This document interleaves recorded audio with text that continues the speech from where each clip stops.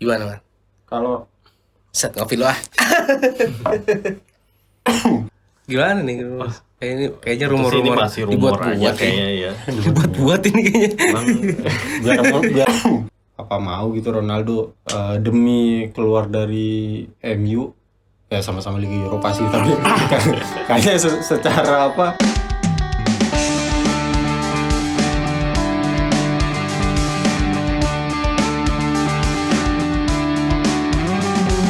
Oke, kembali lagi di Galcio. Dalam episode kali ini kita akan membahas tentang berita-berita yang cukup panas tentang pusat transfer dan juga berita-berita lainnya.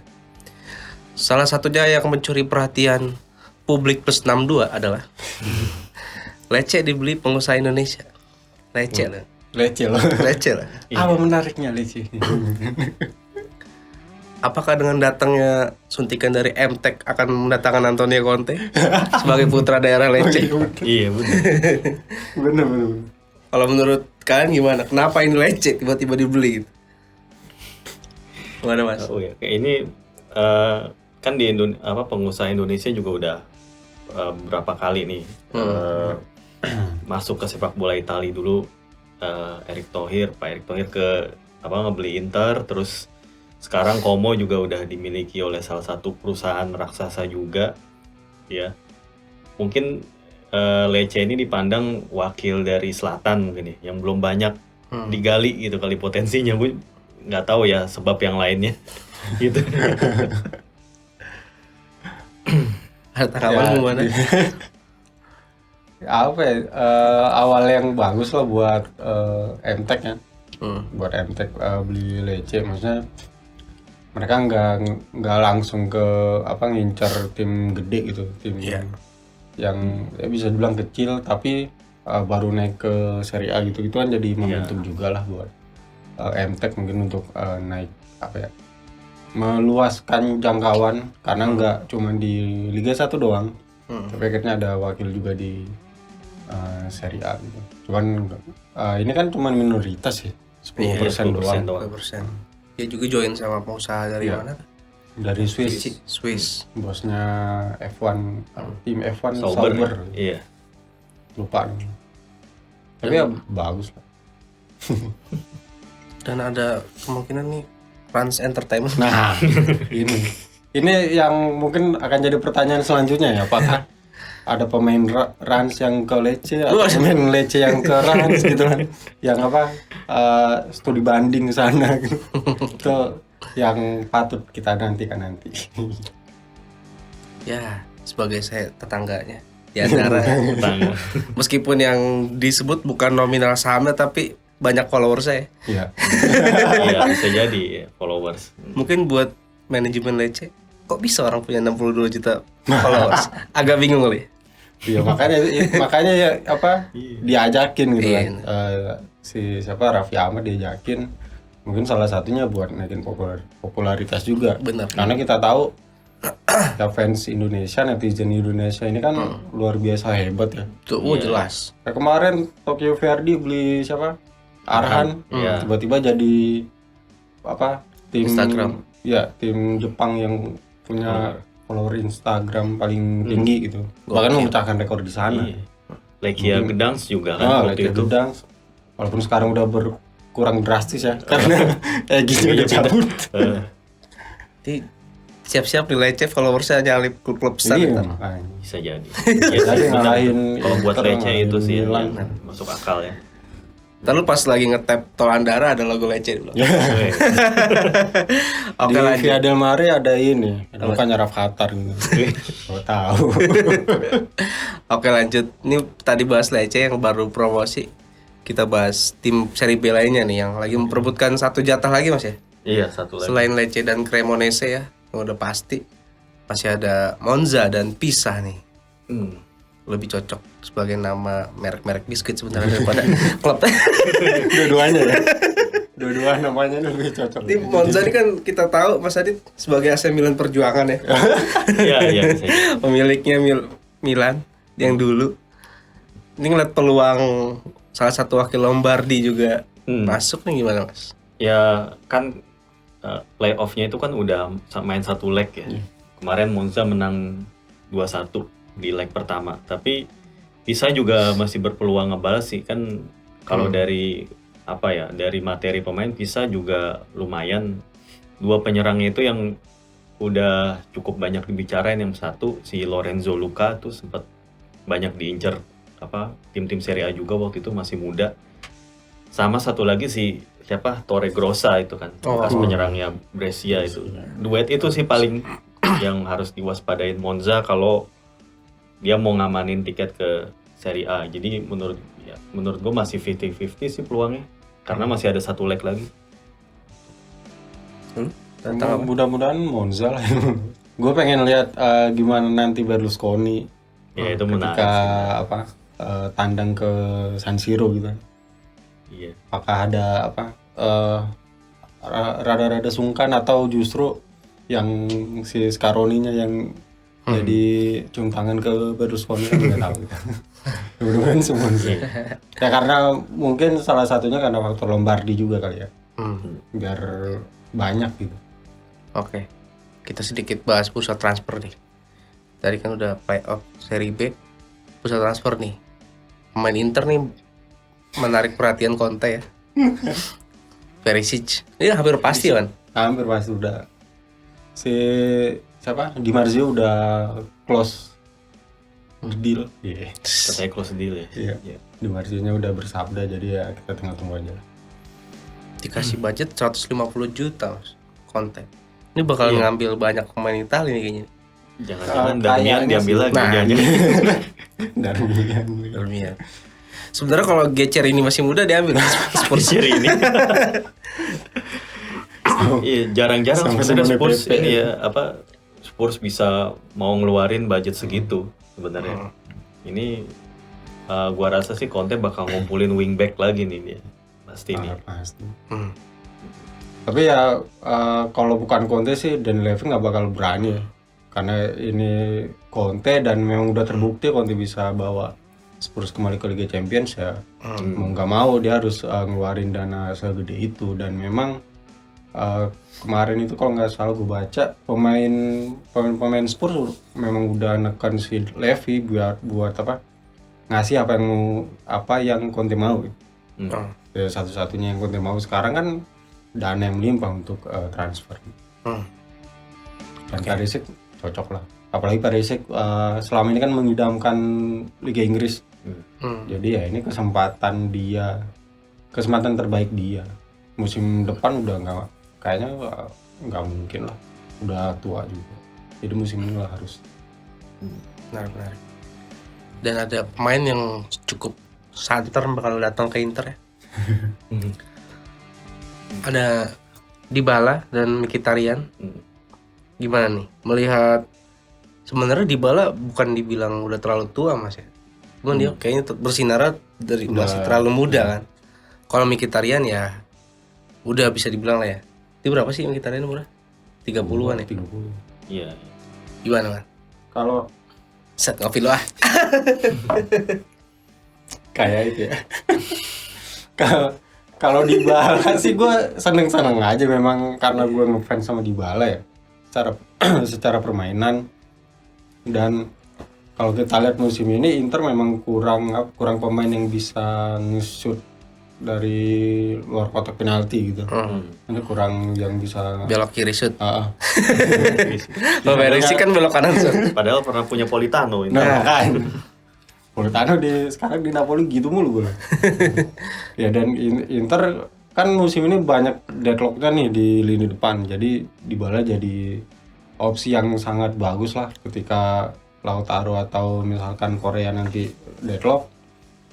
Dybala bisa dari luar kotak penalti, bisa shoot, bisa kemungkinan golnya kan juga cukup tinggi ya. Nah, kalau untuk Mkhitaryan sih gue agak-agak ragu. Maksudnya dia kayaknya memang didatengin bukan untuk jadi pilihan utama, gue masih meragukan itu. Jadi untuk opsi aja karena kan Vidalnya cabut, terus Vecino sama Gagliardini gue nggak tahu deh. Jadi ya mungkin itu untuk jadi opsi kedua aja sih, opsi keduanya si Inzaghi di lini tengah. Ini Inzaghi semenjak ke Inter malah ngambil main role nih, gimana Mas? Iya. Iya itu. Kalau Mkhitaryan dia. Ya mungkin dia mau ngambil pemain Lazio nggak enakan kali ini. Nggak tega. Nah, sekarang kita bahas di pemain yang udah mendekati, malah udah pada 4 ya? Udah, yang bikin pidato sensasional dengan ngebalikin meja. Nah, menurut Mas Adit itu loh, kayak yang di TikTok itu. Makan itu. Gimana Mas tentang Zlatan, Mas? Ya Zlatan ternyata setelah ini ya semua perayaan kelar dia bikin postingan itu kan di IG pribadinya dia kalau dia selama 6 bulan terakhir ini main dengan kondisi kayak gitu, nahan sakit, terus lututnya juga ada cedera ACL juga gitu yang harusnya udah dioperasi, tapi dia malah milih untuk ikut ngedampingin tim. Yaitu bentuk totalitas sih menurut gue, dan emang kemauannya aja yang keras gitu. Gua rasa sih kalau emang waktu itu Ibra mau dioperasi ya manajemen Milan akan ngasih aja, maksudnya emang ya udah gitu. Tapi kayaknya Ibra emang ngerasa kehadiran dia secara pokoknya dia harus datang aja ke pertandingan gitu ya, main kayak 10 menit gitu, itu udah cukup lah, itu yang paling maksimal dia bisa kontribusiin gitu. Dan emang itu ini sih emang berhasil. Dan sekarang pertanyaannya lebih ke ini sih ya, dia bakal lanjut atau enggak gitu. Ya isyaratnya sih dia bakal lanjut sih, cuman ya bakalan kayak apa, apalagi cedera. Ini kan kalau nggak salah cedera ACL kedua ya berarti ya. Ini kan gara-gara, katanya sih gue sempet bacanya itu gara-gara pas waktu di MU kan dia pernah kena ACL-nya juga. Itu katanya bermasalah di situ, di tempat yang sama lagi. Itu kan takutnya kan ya itu gimana ya, pemulihannya tuh bisa lama banget sih. Itu sih yang paling harus dipertimbangin sama manajemen Milan juga. Ya kita lihat aja lah ya. Suka-suka dia sih sebenarnya. Iya. Suka-suka dia. Kemarin Mas pidato kan dia bilang tenang, ini bukan pidato perpisahan. Nah, kalau kita balik lagi ke Inter nih, Mas. Ya banyak pemain Inter yang lagi diminati nih.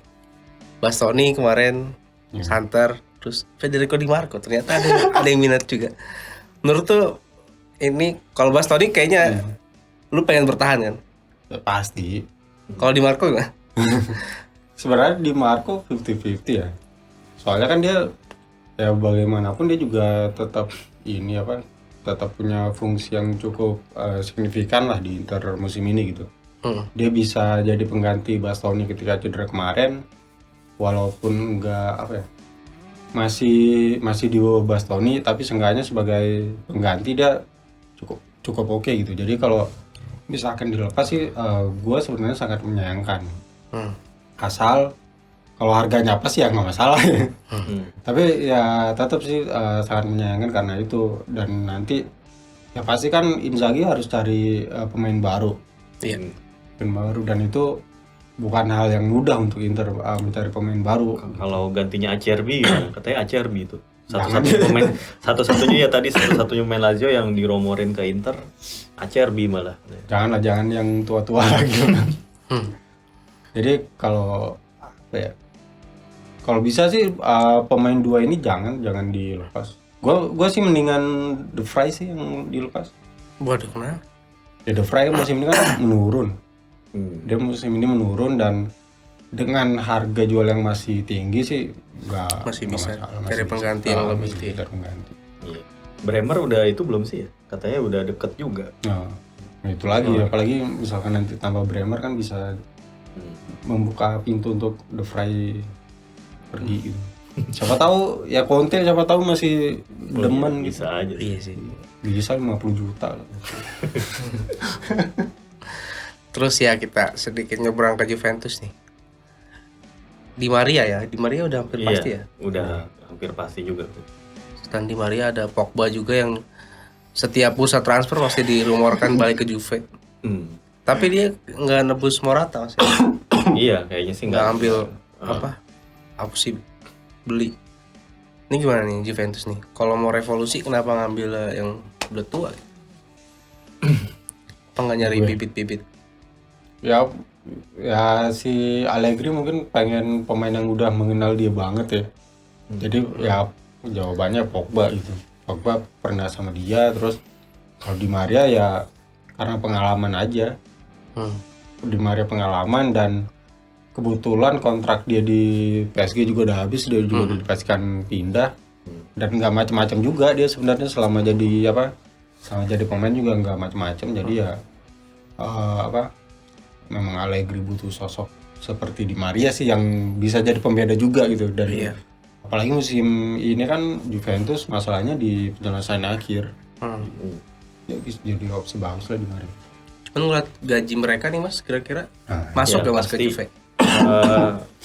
Gua rasa Juve masih punya sisa budget gaji waktu Ronaldo pergi sih ya. Itu masih ada space gitu. Apalagi Chiellini juga kan Chiellini akan pergi juga gitu. Terus Morata juga yang kemungkinan nggak ditebus juga kan jadi ada space. Gua rasa sih kalau soal gaji paling yang akan makan banyak space gaji itu Pogba sih. Itu gua rasa bisa minta 10 atau ya mungkin kalau dia nego 7 sampai 8 juta euro tuh bisa lah gitu. Tapi ya masih ada gua rasa untuk ngerekrut. Kalau soal gaji sih bisa ya, apalagi satu lagi Bernardeschi juga kayaknya nggak diperpanjang gitu. Gara-gara ada Di Maria kan kayaknya sayang juga tuh Bernardeschi mau kemana tuh jadinya. Bisa jadi Conte kali yang bakalan ngambil. Nggak tahu juga ya. Ya udah. Itu sih. Nah, sekarang kita ke Roma nih. Kabarnya Roma mau mengangkat Francesco Totti ya sebagai direktur. Iya. Kenapa baru sekarang ya? Itu juga jadi pertanyaan nih, kenapa? Sebenarnya kan sebelumnya sempat ya ketika masih Palota ya. Iya. Masih Palota kan Totti sempat balik ke direksi tapi akhirnya mundur karena nggak sejalan gitu visi misinya sama Palota. Dan sekarang si Friedkin masuk dan dari awal dia masuk pun Totti udah menunjukkan tanda-tanda dia bakal balik ke Roma. Ditambah lagi dengan adanya Mourinho gitu. Dia memang suka sama Mourinho dan ini jadi momen Totti lah untuk balik, terlebih setelah AS Romanya juara di Liga Konferensi kan. Gitu sih, lebih ke itu aja, lebih ke visi misi sama pemilik klub aja, karena yang dulu sama Palota nggak jalan. Jadi akhirnya dia mundur. Sekarang si Friedkinnya udah bisa meyakinkan Totti lagi, jadi ya nggak ada salahnya untuk dia balik. Mana tahu bisa kayak Maldini kan, bisa membawa Milan kembali juara. Nggak tahu. Tapi kan Totti ya kita belum tahu ya Mas, sepak terjang dia di luar lapangan kayak gimana ya. Sejak pensiun kayaknya Totti itu belum pernah ke mau jadi pelatih atau jadi pokoknya di manajerial. Dia malah sering kayak kelihatan agen kalau enggak ya dia ikut ini kayak main bola yang gitu. Eksibisi, laga-laga eksibisi. Fun football tuh yang dia nunjukin skillnya masih ada kayak gitu kan. Ya emang ini masih perlu diuji, tapi kayaknya emang kalau dilihat dari kepentingan Romanya emang mereka butuh sosok aja sih, sosok yang emang legend, yang emang tahu gimana budaya klub, terus dihormatin juga sama pemain-pemain. Ya selain ada Mourinho, ada Totti gitu, kayak nambahin karisma aja di manajemen. Jadi mungkin ini bisa bagus juga buat Roma, jangan-jangan ya kalau emang Totti bisa balik gitu ya. Iya, apalagi kan di Roma sekarang bisa dibilang orang baru dan orang luar semua ya di direksi manajemen. Orang luar Italia ya kan? Iya. Ngomong-ngomong soal CLBK, ada isu-isu juga Berlusconi mau jual Monza. Wah. Dan buyback Milan. Gimana nih? Kayaknya rumor-rumor dibuat-buat kayaknya ya. Dibuat-buat ini kayaknya. Emang biar Monzanya ini promosi kali. Iya, biar dapat exposure juga kali Monzanya. Iya. Ini juga kalau misalnya Monza promosi kayaknya baru ini lagi bisa kencang lagi yang kayak gini-gini rumor penjualan. Tapi kayaknya ini bener-bener masih rumor dan nggak ada ini sih, nggak ada apa ya, nggak tahu valid atau enggak. Dan itu masih kejauhan lah. Gue nggak tahu kalau apa ya, Berlusconi apa masih bisa ngebeli Milan gitu ya, dengan harga Milan kan udah jauh lebih tinggi daripada yang pas dia jual waktu itu kan, sekitar 750 jutaan dia jual. Sekarang harganya udah di atas 1 miliar euro sendiri gitu. Nah itu gua nggak yakin juga sih, kayaknya nggak, itu masih kayak rumor aja. Sementara di Inter Milan juga Maldini sama Massara belum jelas kan masa depannya, maksudnya belum ada pengumuman perpanjangan. Ya ini sih kayaknya jadi kayak gimana ya, namanya juga mau ganti pemilik. Kayaknya tuh antara pemilik lama sama pemilik baru tuh kayak lempar-lemparan. Nah ini urusan lo gitu. Ini urusan lo, kayak gitu aja, ini tanggung jawab lo nih gitu. Ya ini kayaknya ya Maldini sebagai pihak yang di tengah-tengah, gua rasa ya pasti gua kalau jadi dia juga gimana nih, kayak nggak ada kepastian gitu. Paling ya ya gua rasa sih ini isu-isu yang emang muncul karena bakalan ini juga sih, Milan bakalan dibeli. Ini juga bikin proses transfer pemain yang katanya tuh udah setuju dan segala macam, itu masih belum ada pengumuman juga. Bahkan jersey untuk musim depan juga belum juga dirilis gitu kan. Kayaknya emang semuanya ini nunggu ya kepastian pemilik baru dulu sih, baru akan ada apa masalah-masalah kayak gini akan diselesain gitu. Dan ya mudah-mudahan sih nggak berdampak jelek sih ya, karena ya sayang aja gitu, kayak Milan Scudetto kan juga banyak peran Maldini Massara juga gitu. Kalau emang sampai harus ganti lagi direktur olahraga, ini bakal jadi ngulang lagi prosesnya gitu kan, belum tentu sejalan sama yang pelatih manajemen yang sekarang gitu sih. Sementara nih pemain-pemainnya kan banyak yang diincar juga nih. Di sisi lain cuan-cuan sebenarnya bisa didatangkan dari Maldini kan. Leao diincar Madrid, pemain yang kata seorang pelatih tidak bisa melewati tiang listrik. Diincar Madrid, gimana Bang? Lepas lah 120 juta. Kalau dia karena apa yang diberitakan kan 120 juta ya. Gue bilang sih lepas. Siapa lagi yang mau nawarin Leo segede itu. Dan memang ini Leo lagi bagus-bagusnya kan, belum tentu ya musim depan Leo bisa bagus gitu. Dan jangan sampai nanti jadi kayak Torino sama Belotti. Belotti udah ditawar mahal 70-80 juta beberapa musim, ujung-ujungnya lepas dengan status bebas transfer gitu, dan dengan performa yang cukup buruk gitu kan. Dan kalau Madrid bener-bener dengan harga segitu, ya gue bilang sih mending lepas aja. Itu bisa dapetin 5 pemain tuh Milan. Iya, bisa dapetin 5 Leo. Ini kalau pokoknya kalau ada yang Leo yang nawar di atas 80 juta lepas aja lah.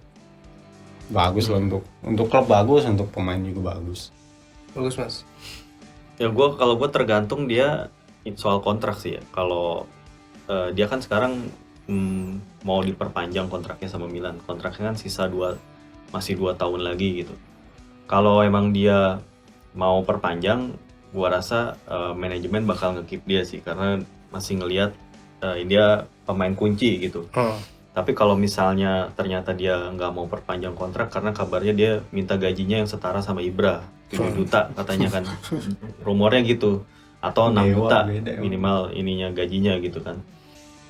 Pokoknya kalau perpanjangan kontraknya itu ternyata stuck gitu ya, susah, emang baiknya dilepas sih, apalagi kalau emang harganya di atas 100 juta euro gitu. Dan itu bisa diinvest lagi buat beli pemain-pemain muda yang lain sih, menurut gue, yang setipe sama dia lah gitu. Oke. Nah dari sisi Sassuolo nih kan, kalau Berardi setiap musim selalu dikaitkan lah ya dengan tim-tim besar. Nama-nama seperti Scamacca, Raspadori kira-kira bakal kemana nih? Raspadori kayaknya ke Juve ya. Raspadori ke Juve. Kalau Scamacca katanya sih ke Inter, cuman gue jadi ragu karena di apa belakangan kan Inter juga mulai dikabarin sama siapa Dybala, bahkan sama Lukaku. Iya. Sempat ada kabar Lukaku udah apa ngabarin ke WhatsApp grupnya Inter gitu dia bakal balik musim depan gitu. Belum live group dia berarti. Iya belum live group. Jadi kalau untuk Skamaka sih sebenarnya situasi ini gue sayangkan ya karena Skamaka lagi bagus gitu, akan sangat apa ya, gue sebagai fans Inter kecewa aja kalau akhirnya Skamaka nggak jadi ke Inter terus jadinya ke rival atau ke ya katakanlah Juve atau misalkan nanti Milan gitu. Itu aja sih kalau yang di ini. Berardi gue nggak tahu lah, kayaknya dia udah abadi aja lah di Sassuolo. Udah lama kan dari awal Sassuolo di Serie A ya. Iya udah lah abadi aja di Sassuolo. Gimana Mas? Ya Raspadori gue nggak tahu ya, mungkin bisa jadi kalau emang ke Juve emang bagus dia buat gantiin posisinya Dybala sih menurut gue. Juve akan apa ya, gue rasa serangannya Juve apalagi juga Morata cabut, Raspadori itu bisa jadi pendamping yang pas buat si Vlahovic menurut gue sih. Sementara kalau Berardi ya kabarnya Milan minat sama Berardi, cuman kan ya biasalah tarik ulur gitu, kayak beritanya doang ada tapi nggak tahu sebenarnya ada nggak sih pergerakan Milan sama Berardi juga belum jelas juga. Tapi yang bikin sebetulnya ada peluang Berardi ke Milan ya karena Milan butuh pemain Italia pasti sih ya. Nah cuman di sini sekarang situasi beda lagi, cederanya Ibra, gue rasa sih Milan ada kemungkinan ini ya. Mereka akan nyari penyerang lagi dan bisa jadi itu orangnya Skamaka gitu, karena yang setipe sama Ibra dari sisi ini sih, dari sisi postur lah gitu, sama udah gitu masih muda juga dan orang Italia juga. Tapi ya gue nggak tahu ya kalau emang Skamaka dibeli, Berardi bakalan dibeli juga apa enggak. Bisa jadi kayaknya cuma salah satu doang yang diambil sih. Kalau emang Berardi ya Skamaka enggak, kalau Skamaka ya Berardi enggak. Gue rasa sih gitu sih jadinya. Oke. Nih kita ke berita terakhir yang masih rumor juga sebenarnya, tapi di tweet dengan menggunakan kata boom oleh Tancredi Palmieri. Adam Levin. Ronaldo mau ke AS Roma. Cristiano Ronaldo mau ke AS Roma. Ini kira-kira gimana nih menanggapi ini nih? Mau heran tapi itu Tancredi. Makanya orang yang kesal sama apa si Tancredi kan meningkat ya gara-gara apa berita Mino Raiola kemarin gitu ya. Kalau gue bilang sih agak berlebihan berita ini. Karena kalau dari dilihat dari banyak sisi nggak masuk akal gitu Ronaldo ke AS Roma. Yang satu-satunya masuk akal ya karena faktor Mourinho-nya doang. Iya.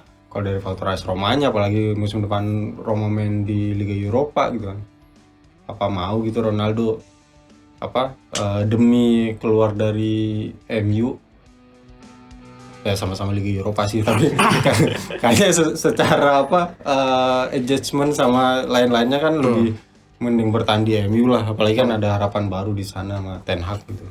Mungkin aja kan Ronaldo mengikuti jejak Smalling. Waduh. Ya juga ya. Gimana Mas berita ini Mas? Dia bisa jadi tuh. Jadi di era kedua dia di MU kehilangan sosok Smalling. Ketika di era pertama berhasil bawa juara. Ya emang sih ini berita masih kayaknya masih awal-awal banget ya. Masih kalaupun bener Roma itu kontrak Ronaldo, gue juga bingung gimana bayarnya gitu, bayar gajinya sih. Gajinya kan bisa sampai 30-an atau minimal 20-an. Roma mesti jual siapa lagi gitu. Berapa pemain yang harus dia jual buat datengin Ronaldo gitu. Itu sih dari sisi finansialnya juga, apalagi. Dan Ronaldo bukan pemain yang tipe pemain yang mau nurunin gaji ya kayaknya ya. Kayaknya sih belum ini. Dia ngerasa ya, maksudnya kan bukan ngerasa sih ya. Emang kemampuannya juga masih oke gitu kan, masih bisa diandelin lah. Siapapun yang dapat Ronaldo pasti emang bakalan keangkat performa baik secara di lapangan atau secara ininya, brandnya gitu kan. Pasti ngangkat banget. Ya cuma ya itu, gue sih lebih ngelihatnya Ronaldo juga pakai nomor berapa kan udah dipakai Pellegrini gitu kan. Apa mau Pellegrini mau ngalah apa enggak gitu nomornya gitu. 30 lah. 30 juga. 30. Cavani oke lah ngalah di MU. Lah Pellegrini. Pellegrini kapten kan. Kapten Akamsi lagi. 1+6 ntar. 1+6. 17. Ini udah nggak ada ya nomor-nomor begitu ya? Gak ada. Emang cuma Cuma nomor satu doang. Murano doang. Cuma satu doang. Ya udahlah cukup sampai itu aja kali ya. Iya. Kalau mungkin minggu depan bakal jangan-jangan yang ini rumor Toto jadi berita beneran. Kita nggak tahu ya kan. Ya udah cukup sampai sini aja. Terima kasih buat yang udah nonton. Ciao.